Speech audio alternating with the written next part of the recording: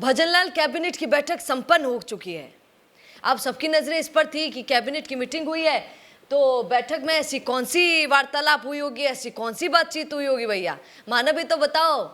और सबका फोकस एक ही पर था कि इस मीटिंग में, इस बैठक में जरूर पंचायती राज चुनाव को लेकर एक बड़ा निर्णय लिया जाने वाला है। अब वो कौन सा निर्णय होगा, यही पर सबकी नजर थी। अब जरा सुन लीजिए कि क्या निर्णय सीएम भजनलाल ने लिया है। सरकार ने अब बोल दिया है कि हम दो हमारे दो नहीं, मैं दो माँ का 3, मैं दो माँ का 4, मैं दो माँ का 5 या फिर 10, कितने भी हों, अब आप बिंदास तरीके से पंचायती राज चुनाव लड़ सकते हैं। मैंने आपको पहले भी कहा था, एक बार फिर से ये खबर, क्योंकि उस समय फिक्स नहीं हुई थी, पर उससे पहले ही टीएफआई ने आपको बता दिया था कि ऐसा जरूर होगा। सूत्रों के हवाले से खबर आई है और वो सूत्र हमारे सही निकले भैया।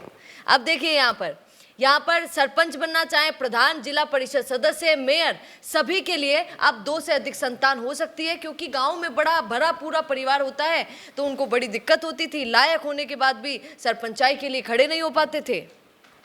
अब मौके जोरदार मिलेंगे, ऐसा सीएम भजनलाल ने खुद बोल दिया है। तो अब आप डरिएगा नहीं।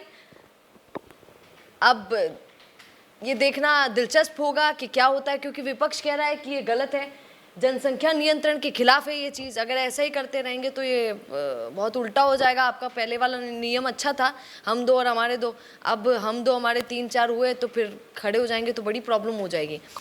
खैर, आपका इस पर क्या कहना है आप बता दीजिएगा। इसके अलावा भी और भी निर्णय बैठक में लिए गए, जैसे कि विक्षुब्ध क्षेत्र संपत्ति अंतरण प्रतिषेध विधेयक 2026, इस पर भी बातचीत हुई है। इस पर मंजूरी दे दी गई है जो विधानसभा में पेश होगा। ये कानून उन क्षेत्रों में संपत्ति खरीद बिक्री पर रोक लगाएगा जहां सामाजिक तनाव या अशांति फैली हुई है, ये उसके लिए बना है। उद्योग विभाग के प्रस्ताव पास हो गए। 3 महत्वपूर्ण प्रस्तावों पर मोहर लगी, जिनमें निवेश प्रोत्साहन, नए उद्योगों को सब्सिडी आदि सारी चीजें शामिल है। ऊर्जा संयंत्रों के लिए भूमि आवंटन, इस पर भी फैसला लिया गया है। नए पावर प्लांट्स प्रोजेक्ट्स के लिए भूमि आवंटन को मंजूरी मिल गई है यहाँ पर। तो यहाँ पर आप देख सकते हैं कि कैबिनेट की जो बैठक हुई उसमें कितने बड़े बड़े निर्णय लिए गए और पंचायती राज चुनाव को भी निर्णय को लेकर भी कितने निर्णय लिए गए। 15 तारीख को आपको पता है 15 अप्रैल तक पूरे चुनाव, पंचायती राज के चुनाव होंगे। देखना ये रहेगा कि इस बार क्या खेल होता है।